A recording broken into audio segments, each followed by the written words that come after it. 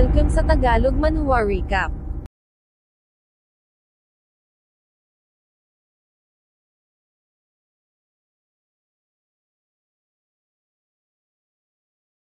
Nagtanong si Master Wu kung bakit hinayaan lang ni Chen Fan na dalhin ng babaeng iyon ang mga pills. Dumugtong si Shu na ano raw ba ang gagawin nito kung iyon ay hindi kayang ma-afford ng Zing family at walang maibigay ang mga iyon o kaya naman hindi magbigay. Sumagot si Chen Fan na nangako ito sa kanya, kailangan nitong magbayad ng 10 bilyon, kung hindi sila magbabayad, buhay nila ang magiging kabayaran. Pinagpawisan naman si Master Wu nang marinig ito, kung hindi raw pala nagbayad ng 45 milyon si Xingzong noon matagal na siyang patay. Napasabi si Chen Fan sa kanyang isip na ang ibang tao ay iniisip na ang mga patakaran ay ang katotohanan, ngunit yung mga tao na hindi alam ang patakaran ay nakatakdang, ikaw ay magmimistulang kastilyong buhangin lang sa baybayin kapag ka nakaharap sa lubos na kapangyarihan. Ang mga ito ay maglalaho paghampas ng alon, siya ay ang sovereign of Baekchuan, walang sino mang magtangkang hindi magbayad sa kanya ang mananatiling humihinga. Sinabi ni Chen Fan sa dalawa na babalik siya sa kanyang seclusion cultivation, gawin daw nila ang ini-assign niya sa kanila. Bumalik na si Chen Fan sa pagko-cultivate, napasabi sa kanyang isip na ang spirit condensing formation na nabubuo mula sa jade at yin crystal ay napaka-pure. Ang void body refining arts ay mayroong kakayahang akuin ang lahat ng lakas ng mundo, pati na ang wicked power at yin dragon pond. Sa pag-iensayo, ito ay ang kanyang banal na lugar. Sa pamamagitan ng shape soul peel na ito na gawa mula sa dahon ng tungyu flower, magagawa niya rong maipon ang mga spirit forces. Mayroon itong kakayahang i-improve ang kanyang spiritual mentality, excellent nararamdaman niya raw ang matinding epekto nito, hindi kaya ng kanyang katawan na mag-take ng labis. Ngayon kailangan niya itong i-coordinate sa isang approach, ang spirit refining arts ay mayroong kakayahang mag-gather ng mental energy, at nag-breakthrough na nga si Chen Fan. Pagkalipas ng 7 araw ay nirefine ni Chen Fan ang buto ng yin snake, ito raw ay mahusay, susubukan niya ang kapangyarihan nito. Inihampas niya ito sa isang bato, ang power daw nito ay great, tatawagan niya itong wicked bone whip. Sa kabilang dako naman ay inensayo ni Shu ang first form ng apex martial arts, ang air hammer. Lumapit si Master Wu, sinabihan si Shu na sa loob lang ng 3 buwan ay nagawa na nitong lumagpas sa threshold ng air hammer. Huminga ng malalim si Shu at nagsabing napakatagal na panahon na raw ni Master Chen sa kanyang seclusion. Magiging ayos lang daw ba kaya yun? Inilapat ni Master Wu ang kanyang kamay sa balikat ni Shu, magiging ayos lang daw yun hanggat hindi lang nila ito estorbuhin. Napatanong sa kanyang sarili kung ano ang nasa isip ni Shu. Kung hindi raw ito nagsha-shadow boxing ito ay nakatulala sa gilid ng pond, sino raw ba talaga itong si Master Chen, bakit tila wala itong pake sa mga taong tulad nila? Nang biglang nakarinig sila ng pagsabog, mukhang natapos na si Master Chen sa kanyang seclusion sambit ni Shu sa kanyang isip, teka lang ano ang mga gold lights na yun tanong ni Master Wu ito raw ay katulad nung sa mga nakapalibot sa yin snake, ano ang nangyari tanong ni Shu? Lumabas si Chen Fan na mayroong naglalagablab na mga mata, Master Chen ikaw ba talaga yan tanong naman ni Shu. Tumingin si Chen Fan kay Shu, kumurap, bumalik na sa dati ang kanyang mga mata, at nagsabing ang kanyang eyebrows na off-fire gold ay na-accomplish na. Napatanong si Master Wu kung ito ba ay dahil sa pupils ng yin snake wow ito raw ay napaka-amazing, congratulations Master Chen sambit naman ni Shu. Sinabi ni Chen Fan na ngayong nagtagumpay na siya sa kanyang balak, napakatagal na nila rito, kailangan niya nang bumalik. Nagtanong si Shu kung ito raw ba ay babalik sa Chuzhou, isasama daw ba siya nito, ngunit sinabi lang ni Chen Fan na mag-practice ito wag sumunod sa kanya.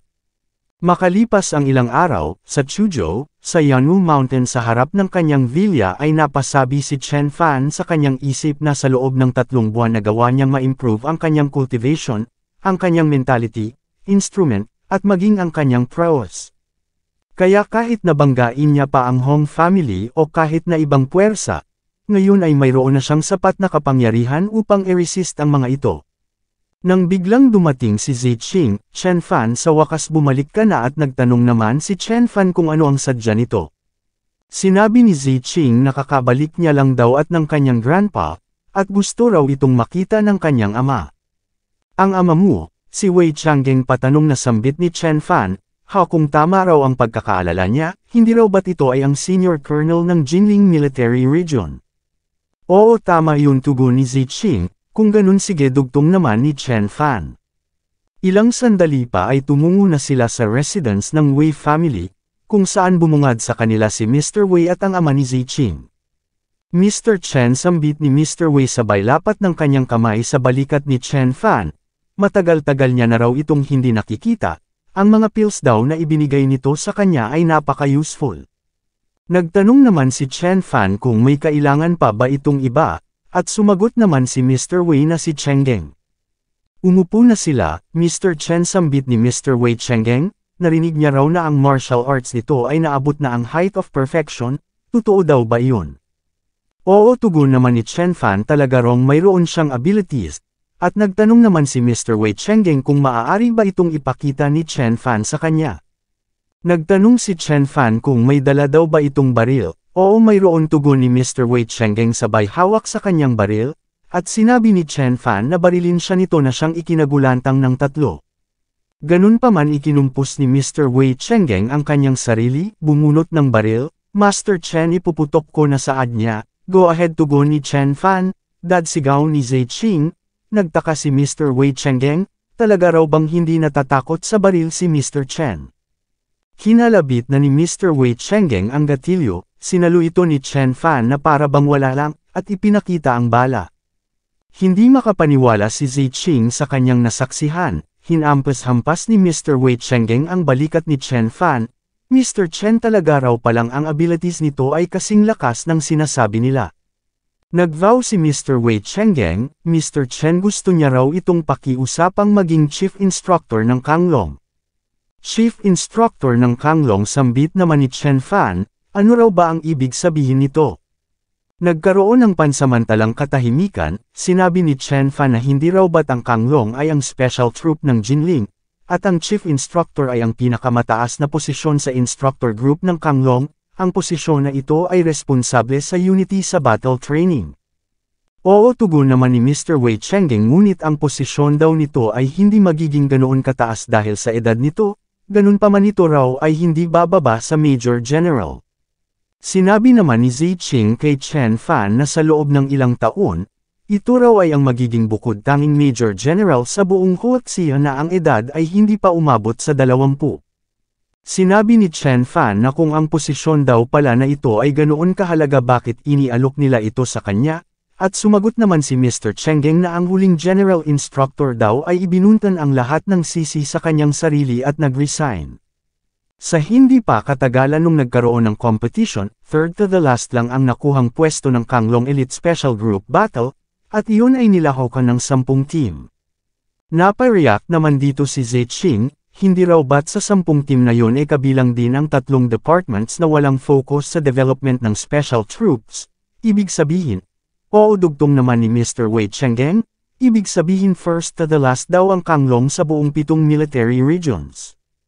No wonder, sambit ni Ziqing, at sinabi naman ni Chen Fan na kahit ganoon pa, hindi raw dapat siya ang inalok ni Mr. Wei Chengeng.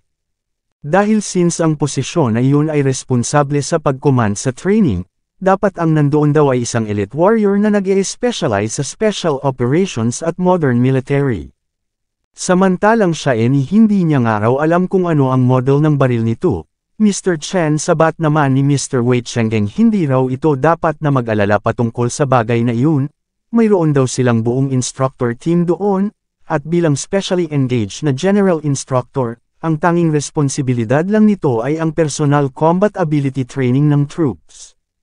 Personal combat ability training, patanong na sambit ni Chen Fan, at idinagdag ni Mr. Wei Chengeng na ang rason kung bakit natalo sila, ay dahil sa wala silang panama sa ibang mga special warriors pagdating sa individual confrontations.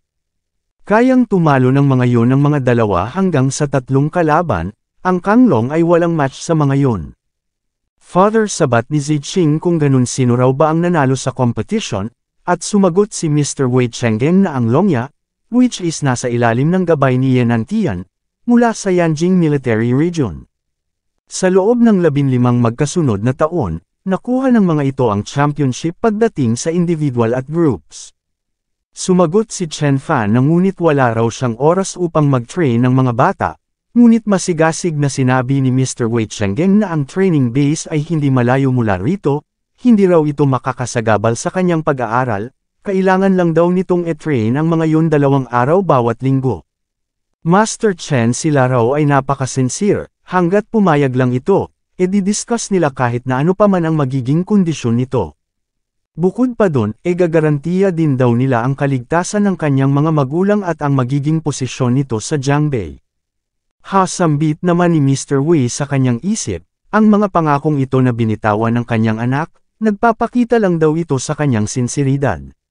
Sige, papayag na ako, pangiting tugon naman ni Chen Fan. Ganun pa man mayroon siyang isang kondisyon, ang pangalan na gagamitin niya ay Chen Baixuan.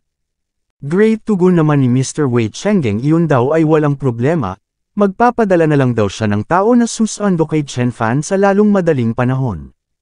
Nagpaalam na si Chen Fan, at nagpresenta ang isang servant na ihatid siya. Pag-alis ni Chen Fan ay sinabi ni Mr. Wei kay Mr. Wei Chenggang na kung hindi raw nito sinabi ang huling parte, tiyak na tumanggi na raw si Chen Fan on the spot. Nagtanong si Mr. Wei Chenggang kung iyon ba ay ang patungkol sa posisyon sa Jiangbei. Hindi tugon ni Mr. Wei, ang patungkol sa kaligtasan ng mga magulang nito. Sa kabilang dako naman, sa loob ng villa ni Chen Fan, ay nagsimula na siyang i-set up ang soul attracting array at makalipas ang 3 araw ay na-activate niya na ito. Bumalik uli siya sa kanyang cultivation at makalipas ang 1 linggo, ay dumating na ang susundo sa kanya. Sa labas ay nagtanong ang isang instructor kung dito ba nakatira ang kanilang young general. Instructor Wu, sambit naman ng babae. Si General Instructor Chen daw ay inappoint mismo ng kanilang higher ups, tingnan daw nito ang kanyang attitude. Sambit naman ni Instructor Wu, wala raw siyang pake kung sino man ito raw ay isa lamang batang lalaki, bakit naman daw ito magiging General Instructor ng Kanglong? Sinabi ng isa na itigil na raw nito ang kanyang hostility, ang taong iyon ay ang responsable sa personal combat training. Tugon naman ni Instructor Wu, iyon nga raw ang mas malala, ito raw ay isa lamang batang lalaki na nasa 16 o 17 taong gulang pa lang, at least mayroon lang itong kaunting alam sa inner strength, kayang-kaya niya raw itong patayin sa isang sampal lang. Sinabi naman ng isa na ayon sa kanilang data, ang General Instructor Chen na yun ay isang tao na naabot na ang level ng Sublimity Master. Sublimity Master, patanong na sambit naman ni Instructor Wu, bakit sino raw ba yun si Yan Tian? Ang mga martial artists daw na naabot na ang sublimity level ay higit na nakahihigit sa mga common people at kaya nang makapasok sa Holy Land. So ang ibig daw ba nitong sabihin hindi na ordinaryong tao ang batang yun? Ang data ay hindi nagkakamali, sambit naman ng isa. Siya raw ay ang staff officer in charge of intelligence, kailanman ay hindi pa siya nagkaroon ng pagkakamali. Ngunit sumagot lang si Instructor Wu na malamang nagkakamali raw ito, si Yan Tian daw ay nag-gather lang ang kanyang inner strength sa edad na 17, kaya paano naman daw magiging posible na naabot na ng Chen Baixuan na yun ang sublimity level at makikita ang pagkainis ng babae. Lumapit siya sa pinto, nagtanong kung nandito ba si Mr. Chen. Sila raw ay nanggaling sa military region, at sila ay binigyan ng order na dalhin ito sa base ng Kanglong. Come in, sambit ni Chen Fan, pumasok na sila. Napasabi ang babae sa kanyang isip na ito raw ay napakabata. Nagtanong siya kung ito ba si Chen Baixuan. Oo, ako nga, tugon naman ni Chen Fan.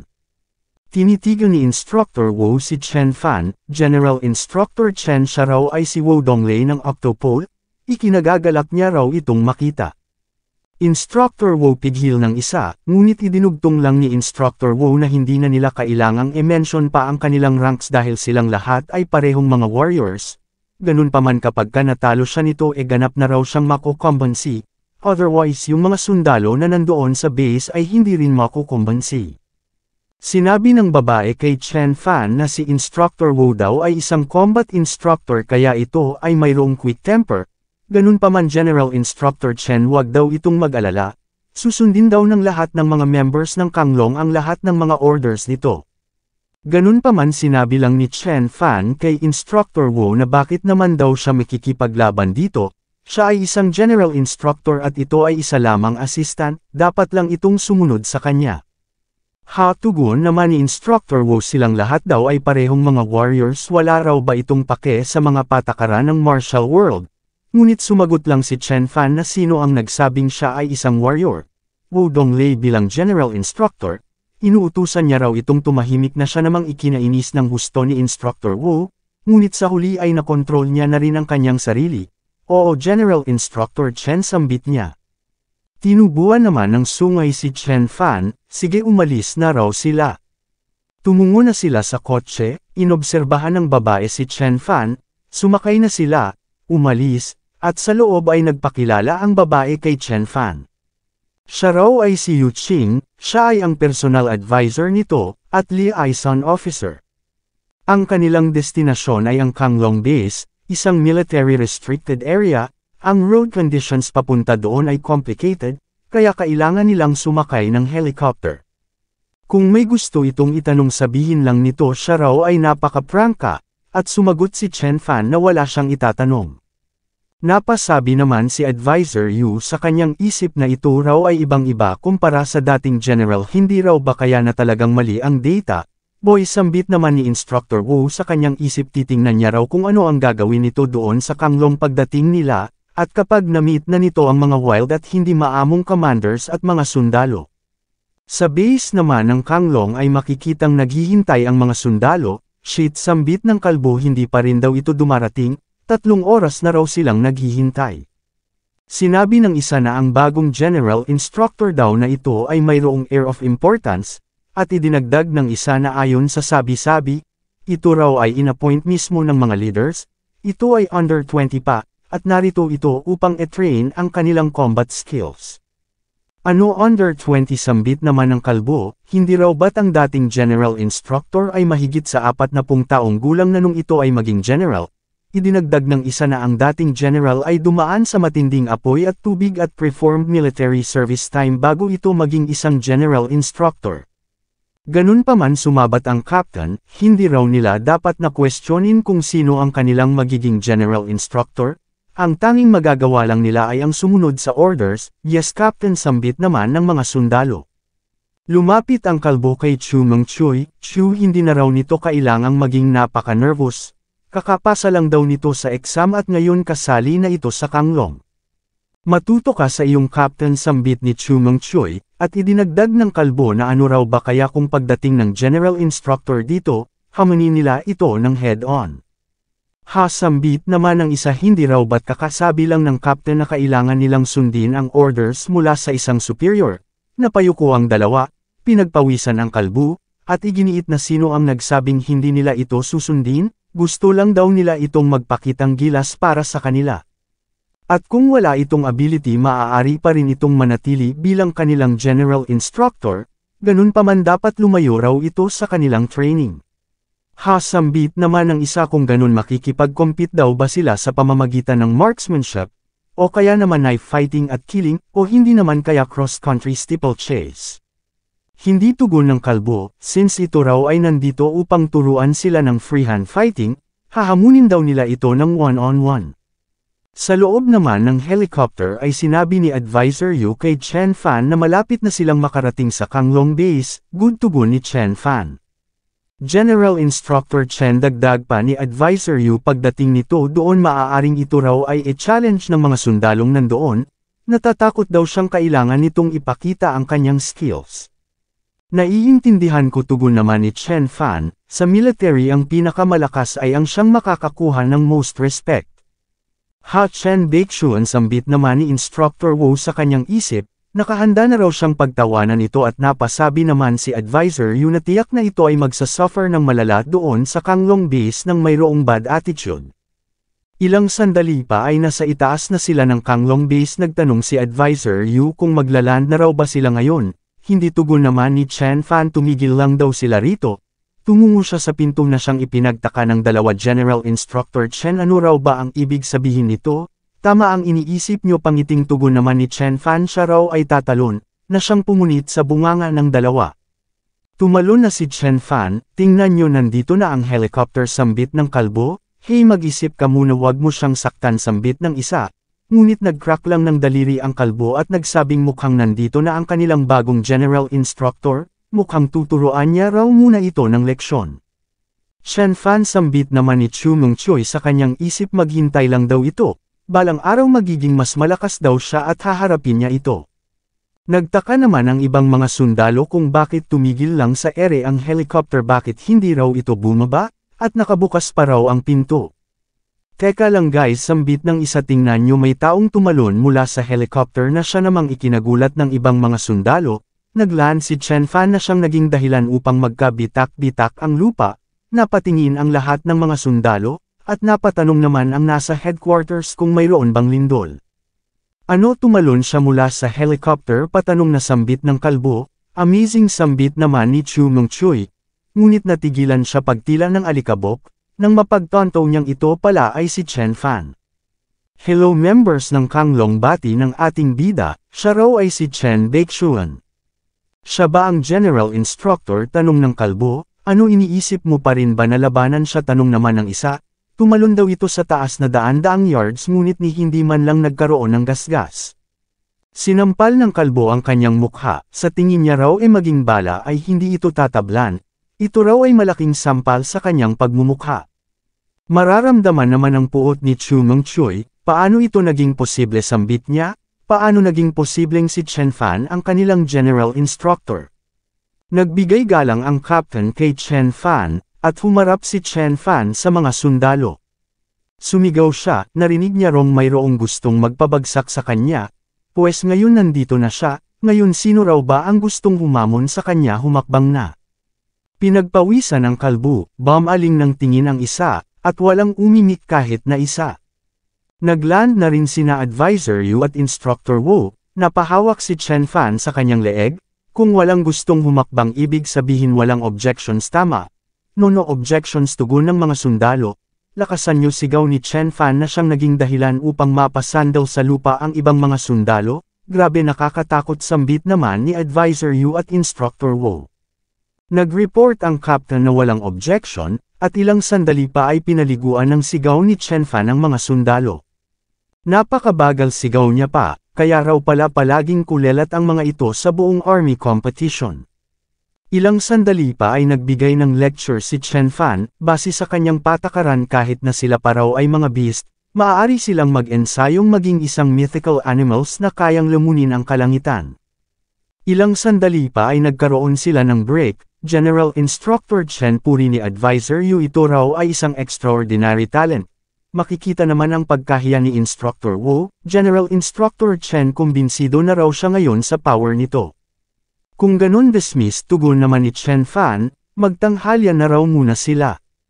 Makalipas ang ilang sandali sa quarters ay si Chen Fan ang topic, sinabi ng isang sundalo na narinig niya raw na ang bagong general instructor ay napaka-amazing, nakita niya raw itong tumalon sa helicopter, astig dugtong naman ng isa. Sa kabilang dako naman ay lupaypay ang tatlo, nagtanong ang isa kung sa tingin daw ba nila hinuhusgahan na sila ng bagong general instructor. Kung ako siya, oo, tugon naman ng kalbo. After all, sila raw ay nasa bottom ng military competition, tapos nang ahas pa silang magyabang doon. Sinabi ng captain na tuturuan sila ng general instructor, at napatanong naman ang isa kung ang general instructor ba ay master of inner strength na gaya ni Instructor Wu. Sumagot ang isa na ngunit kailanman ay hindi raw nagtangkang tumalon si Instructor Wu mula sa taas na daan-daang yard. Kahit na ang martial arts practitioner ay malakas, tao lang ito, hindi isang Diyos.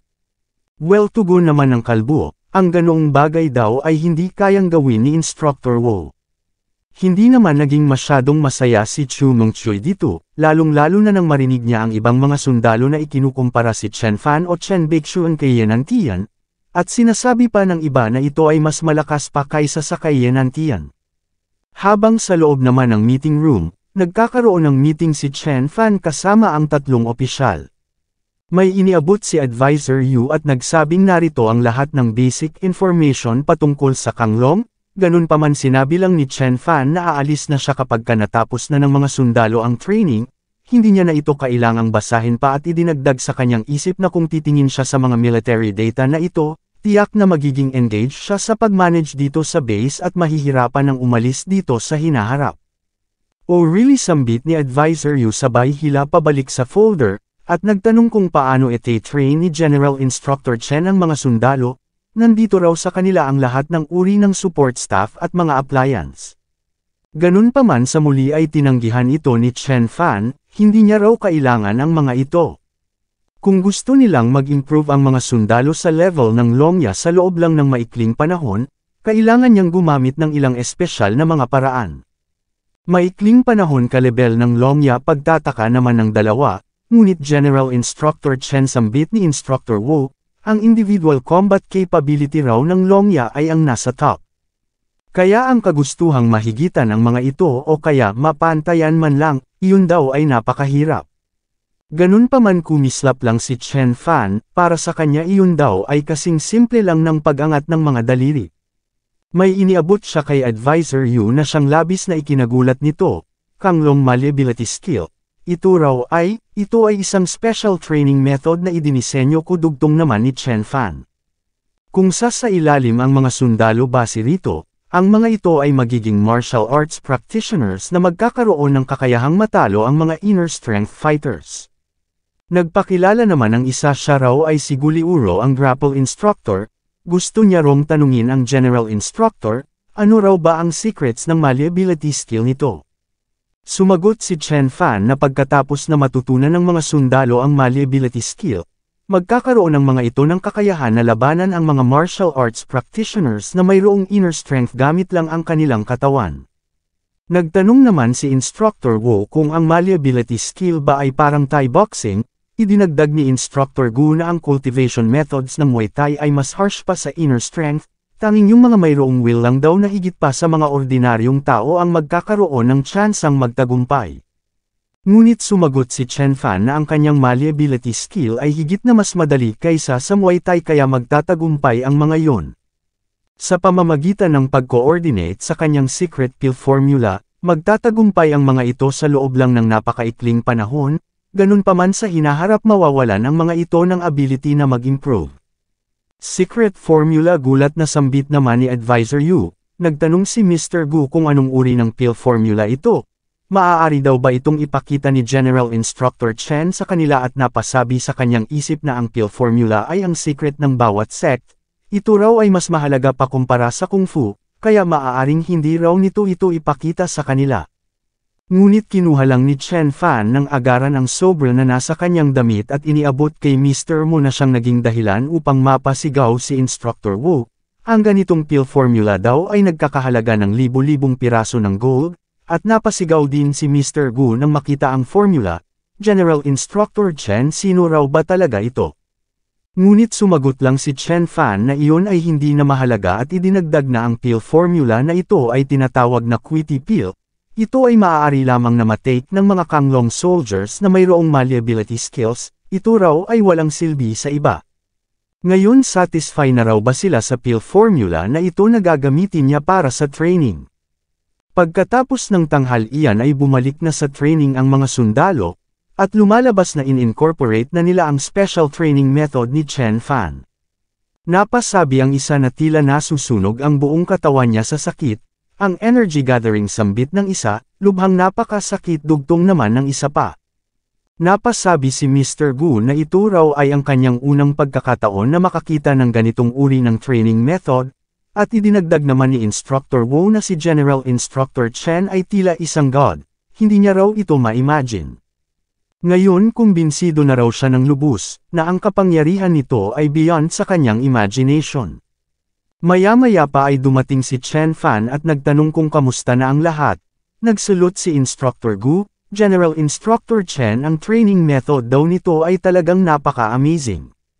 Sinabi ni Chen Fan na nagsisimula pa lang sila, lumapit si Instructor Wu kay Chen Fan at nagtanong kung maaari niya ba itong makausap, sure tugon naman ng ating bida. Dumaan sila sa harap ng mga sundalo, dinaanan nila si Chu Mengchoy, at sumigaw naman ang isang sundalo na ang General Instructor ay isang myth. Napag-rate naman ang ngipin si Chu Mengchoy, Chen Fan talagang dinaanan lang daw siya nito. Dumugo ang kanyang lobby. Napasabi sa kanyang isip na halos kakapasok niya lang sa Kanglong, what if hindi niya ito maabutan buong buhay niya. Ganun pa man natigilan siya nang makita ang pagpupursige ng captain, kailangan niya rong mag-hold out, magkikita sila sa liwanag ng araw balang araw. Chen Fan since tinuruan na siya nito ng malleability skill, siya ay magkukultivate ng mas malakas pa na skill kumpara rito. Sa kabilang dako naman ay humingi ng tawad si Instructor Wu, siya raw ay naging asshole noon, nabigo raw siyang makilala ang great power nito, kaya General Instructor Chen pakiusap patawarin daw siya nito. Sumagot si Chen Fan na ayos lang yun, dumiretso na raw sila sa business, at idinagdag sa kanyang isip na ano naman daw ang pake niya sa isang nobody. Idinagdag naman ni Instructor Wu na siya raw ay nagtataka raw siya kung sasali ba ito sa martial arts party na gaganapin sa Linzhou. Martial arts party ano yun, tanong naman ni Chen Fan. Hindi mo alam, patanong na sambit naman ni Instructor Wu. Sinabi ni Chen Fan na seryoso daw siya raw ay hindi nabibilang sa kanilang martial arts realm. Ipinaliwanag ni Instructor Wu na ang martial arts party ay isang malaking meeting na idinadaos isang beses sa 3 taon ng lahat ng mga martial arts sects. Ang lahat ng mga nandito ay nagdi-discuss patungkol sa martial arts, at nagpapalitan ng mga idea sa isa't isa. Mayroon ding nangyayaring trading fair, may nagbebenta ng maraming mga ancient medicines, treasures, mahimalang mga bagay, at maging mga pills. Maaaring magpakita rin daw ng kanilang mga skill ang mga sublimity master na naroon, o tugon naman ni Chen Fan. Idinagdag ni Instructor Wu na nung nakaraang party mayroon dong Millennium Ginseng doon, gusto niya raw itong imbitahin doon kasama ng kanyang martial arts party, which is ang Octopole. Octopole, sambit naman ni Chen Fan, at napatanong kung mayroon daw bang mangyayaring laban doon. Ahehe, syempre, tugon naman ni Instructor Wu, mayroon daw silang malalakas na talent noon, ganun pa man paglipas ng panahon unti-unti na ring nalanta. So gusto mo akong pumunta doon dahil gusto mo akong tumulong sa laban, tanong naman ni Chen Fan. Hindi tugon ni Instructor Wu, hindi na raw nito kailangang lumaban, harmonious naman daw ang party, just in case lang. Sure, pupunta ako, saad ni Chen Fan, nag-infuse ng internal energy, at napasabi sa kanyang sarili na iniisip niya na raw dati pa na-meet ang mga warriors dito sa Earth, upang malaman niya kung anong kapangyarihan mayroon ang mga ito. Talaga, tugon naman ni Instructor Wu, at idinagdag sa kanyang isip na kapag kasama nila ang ganito kamakapangyarihang master, hindi na raw nila kailangan pang matakot na makaprovoke ng iba, hindi na raw uli mabubuli ang Octopole sa pagkakataong ito. Makalipas ang 2 linggo ay nagpatuloy sa pag-eensayo ang mga sundalo gamit ang secret training method ni Chen Fan, at ngayon ay kapansin-pansin na ang malaking pagbabago sa kanilang physical na anyo at kakayahan. Sinipa ng isa ang kalbo sa dibdib, ganun pa man ngumiti lang ito. Kaya umatras ang isa, nag-fuck you sign, ito raw ay halimaw, sila ay nag-training bilang grupo, ngunit somehow ito raw ay naging mas mahusay sa kanila. Tumawa naman dito ang kalbo, malamang siya raw ay isang genius. Ang malleability skill ng General Instructor ay tila sadyang idinisenyo para sa kanya, at nagpatuloy sa pagtawa. Napasabi naman si Mr. Gu na si Tank daw ay talagang malakas, base sa resulta ng mga test. Ang density ng mga muscles nito ay 3 beses na mas makapal kumpara sa ordinaryong mga tao. Ganun pa man, mas lalong nagulantang ang dalawa nang biglang sinabi ni Advisor Yu na ang buong report ay lumabas na. Base sa resulta, ang average daw ng lahat ng mga sundalo ay halos naabot na ang human limits. General Instructor Chen, sambit naman ni Mr. Gu, ang malleability skill daw ay napakamakapangyarihan. Kung ito raw ay maipapopularize nila sa buong army. Ngunit sinabi ni Chen Fan na ngayong nasaksihan na nila kung gaano kahirap ang training, sa tingin daw ba talaga nila magagawa ito ng mga ordinaryong mga sundalo lang? Totoo yun, dagdag naman ni Instructor Wu, ang Kanglong members daw ay napakatindi ng pinagdaanan sa nagdaang 2 linggo. Idinugtong naman ni Advisor Yu na kung hindi lang dahil sa medicated baths at mga quitty pills, ang katawan daw ng mga taong ito ay hindi man lang magtatagal sa loob ng 3 araw. Too much training is enough, dagdag pa ni Instructor Wu, nang bigla siyang nilapitan ni Kalbo at nagtanong kung gusto ba nitong sumubok. Ano, gusto raw ba nitong makipaglaban sa kanya? Boy, nangahas kang maghamon sakin pagkatapos lang ng kalahating buwang training? sinipa siya ni Instructor Gu, although e-educate niya raw ang mga brats na ito. Lumingon si Instructor Wu kay Instructor Gu, bumaling kay Kalbu, at ngumisi. Hahaboy sa araw na ito patitikiman niya raw ito sa lasa ng octopole boxing. Well, hindi mo malalaman yung tugon naman ni Kalbu sabay perform ng fighting stance, nag-infuse ng inner strength sa kanyang kamay, sumugod, good sambit naman ni Instructor Wu sabay infuse din ng inner strength, sumugod, ito ay Iron Mountain kay sigaw naman ni Mr. Gu, ang special skill ng octopole boxing. Magkakasalubong na ang dalawang ngunit biglang lumihis si Kalbo sabay atras, ngumisi, going backward sigaw naman ni Instructor Wu, nang biglang nakaramdam siya ng scratch mula sa kanyang kanang balikat, ito raw ay ang kanglong stretch claw, na pahawak sa kanyang mukha, paano raw nangyaring minaliit niya ang teachings ni Great Master Chen.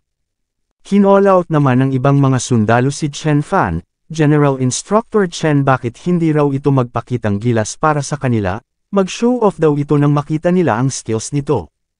Sambit naman ni Instructor Wu at Instructor Gu, hindi pa raw nila nakikita sa isang laban si General Instructor Chen, gaano raw ba kaya ito kalakas? Tugon naman ni Chen Fan, kung ganun sino raw ba ang susubok na lalaban sa kanya.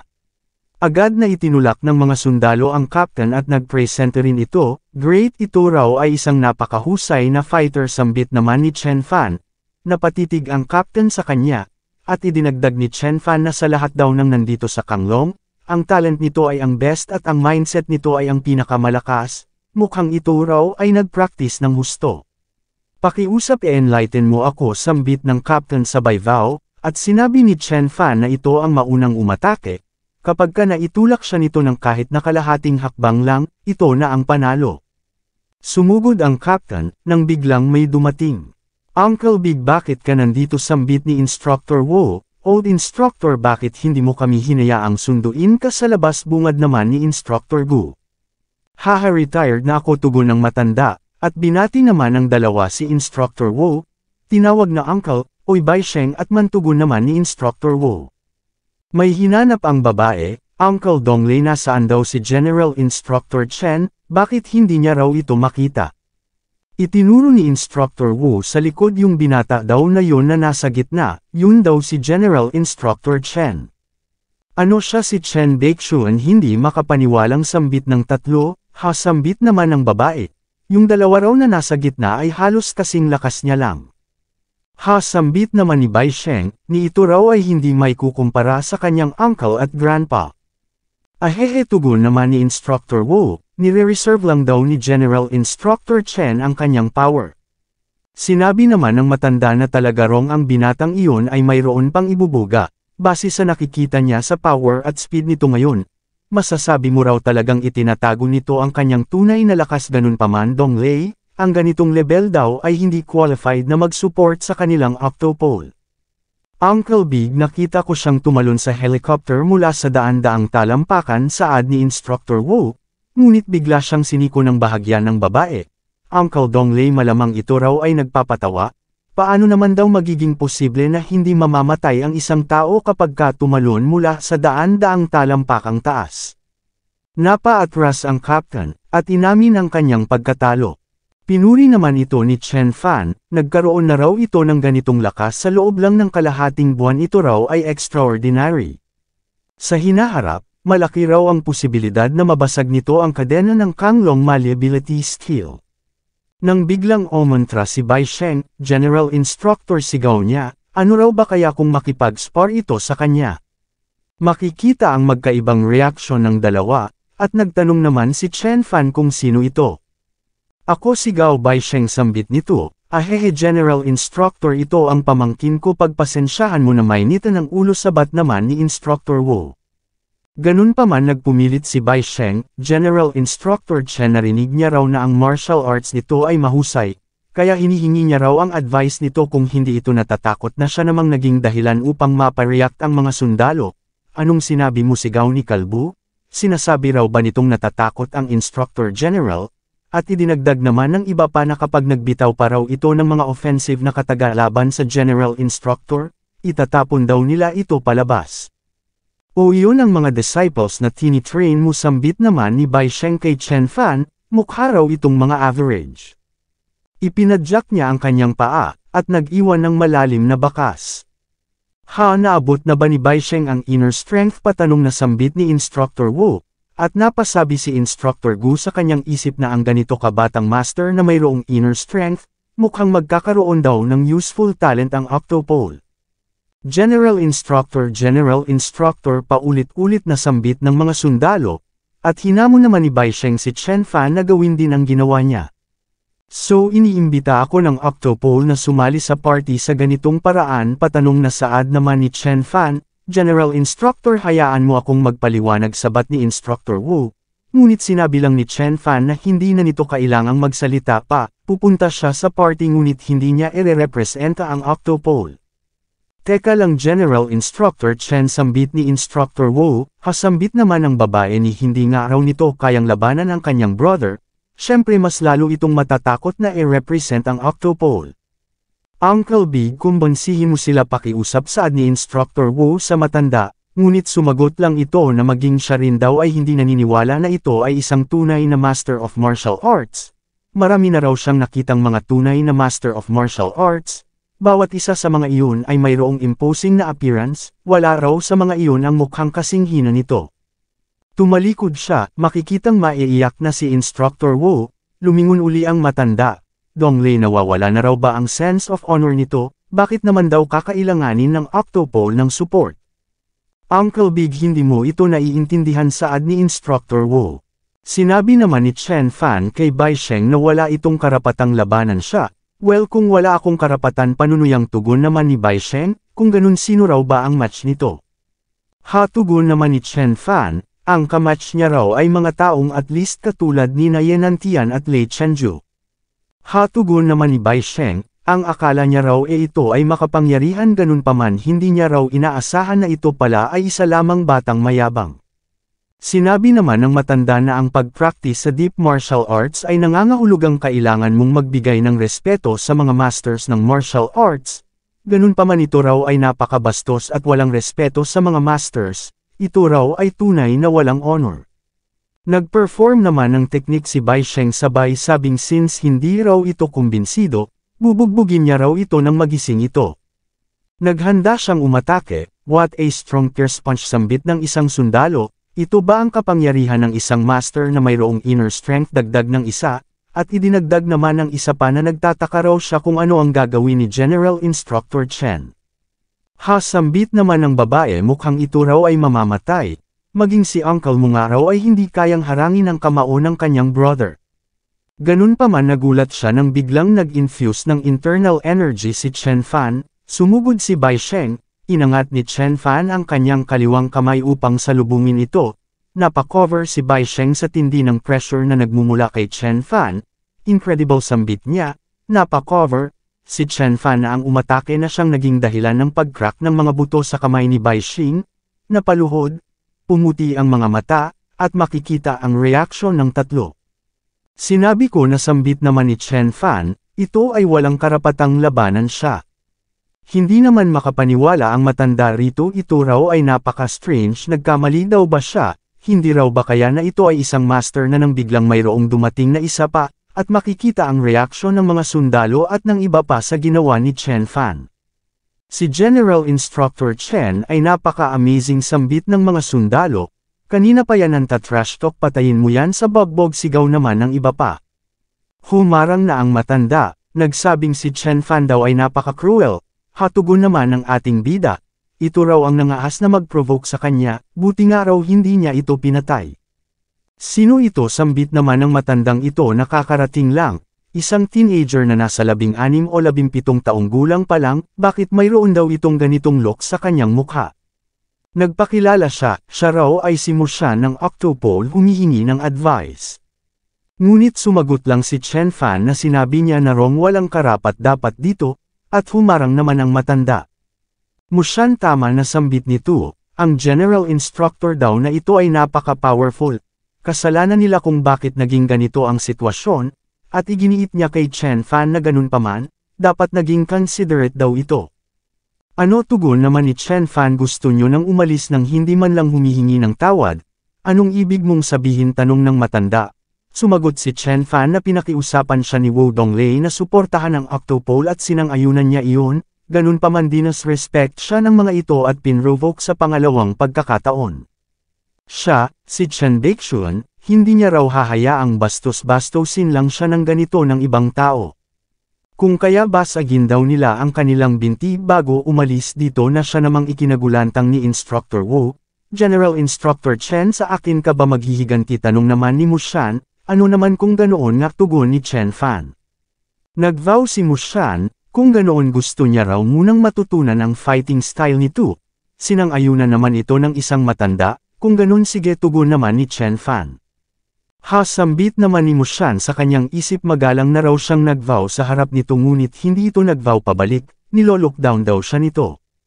Nag-release siya ng inner strength, nawasak ang sahig, umangat ang mga tiles, nag-infuse siya ng inner strength sabay tulak sa isang tiles patungo sa direksyon ni Chen Fan. Watch out General Instructor, sigaw ng mga sundalo, ngunit napakadali lang itong dineflect ni Chen Fan. Humakbang si Mushan, nagdash sumugod patungo kay Chen Fan. Napasabi ang ibang mga sundalo na nagtataka raw sila kung ito ba ay equal ng General Instructor. Bullshit, sigaw naman ni Kalbo, si General Instructor Chen daw ay higit na mas malakas kumpara rito. Nag-infuse ng inner strength si Mushan sa kanyang mga kamay, napasabi sa kanyang isip na kung may isang tunay na martial artist lang daw sana na nandito, wala raw sanang aasta ng ganito kayabang. Inatake niya na ng direkte si Chen Fan ngunit pasimple lang itong sinangga ni Chen Fan gamit ang kanyang balikat. Umatake ng sunod-sunod si Mushan hanggang sa matabunan na sila ng makapal na alikabok. Maririnig ang iba't ibang mga tanong mula sa iba't ibang panig, paano ito naging posible, gulat na sambit ng matanda, bakit anong problema Uncle Big, tanong naman ni Instructor Wu, at pagtila ng alikabok, makikitang kahit na kaunti, walang anumang pinsalang na idulot kay Chen Fan ang mga atakeng binitawan ni Mushan. Paano ito naging posible, patanong na sambit ni Mushan sabay at ras, ginamit lang daw nito ang kanyang balikat upang i-resist ang kanyang bigat at buong puwersa, ni hindi raw ito nasaktan kahit na kaunti, paano raw nangyaring mayroong ganito ka-powerful na nilalang dito sa mundo, ano gawa sa bakal daw ba ang katawan nito? Ngunit pinagpaglang ni Chen Fan ang kanyang balikat, sinabi niya na raw kanina pa, hindi ito karapat-dapat na maging kalaban niya. Hindi na nakaimik pa si Mushan na payuko na lang, nagvow ang matanda, humingi ng tawad, mayroon daw silang mga mata ngunit hindi nila nakita ang Taishan Mountain. Ang lalaking ito ay mukhang mas bata pa sakin, sambit naman ng babae sa kanyang isip, talaga raw bang ito ay isang master na napaka makapangyarihan sa martial arts? Isang master of martial arts, sambit naman ni Instructor Gu sa kanyang isip, at nagbunyi ang mga sundalo. Ngayon maaari mo nang basagin ang iyong binti at umalis, sambit ni Chen Fan, sumagot ang matanda na daw ito raw ay isang batang master, sapat na ang offense na nagawa nila upang makatanggap ng kaparusahan. Ang isang master ay hindi dapat na hamakin, Mushan, basagin daw nito ang kanyang binti, makikita ang reaksyon ni Mushan, yumuko, naghandang mag-self-inflict, at maririnig ang pag-crack ng kanyang mga buto sa binti. Makikita ang reaksyon ni Bai Sheng at ng babae, Master Chen, satisfied ka na ba sa resulta, tanong ng matanda. Sure, tugon ni Chen Fan, kung ganun aalis na kami, dugtong ng matanda. Ngunit bago yun Master Chen, gusto niya raw itong sabihin, ang Octopole ay mayroon ding master, maghihiganti raw sila sa panghahamak na ito. Maghihintay ako, sambit ni Chen Fan, good, tugon naman ng matanda. Napatuon naman sa poste si Instructor Wu, paano raw ito nauwi sa ganito, inihagis-hagis sa ere ng mga sundalo si Chen Fan, isang juvenile master na pupunta sa party of martial arts at mayroong kakayahang i-intimidate ang lahat, dagdag pa ni Instructor Wu, napaiyak, mananalo na raw sana ang Octopole kung hindi lang dahil sa ginawa ng mga yon. Makalipas ang ilang araw, sinabi ni Chen Fan na nakahanda na siyang pumunta sa Linzhou upang umattend sa Party of Martial Arts, ngunit bago yun uuwi daw muna siya sa Chuzhou. General Instructor, sambit naman ni Instructor Wu, malaking oras daw ang nasayang nila. Lumipas na yun, tugon naman ni Chen Fan sabay tapik sa balikat ni Instructor Wu, siya ay ang sarili niya at ang Octopole ay Octopole na iintindihan niya raw ito. Sinabi naman ni Advisor Yu na na-report niya na raw ang patungkol sa bagay na ito sa mga leaders. Ito raw ay mayroong lubos na kalayaan, maaari itong umalis kung kailan ito gusto. Ngunit ang rank ay mananatiling naka-reserve para kay Chen Fan, ito raw ay General Instructor ng Kanglong anumang oras na gustuhin ito. You are considerate sambit naman ni Chen Fan at lumipad na siya patungong Chuzhou.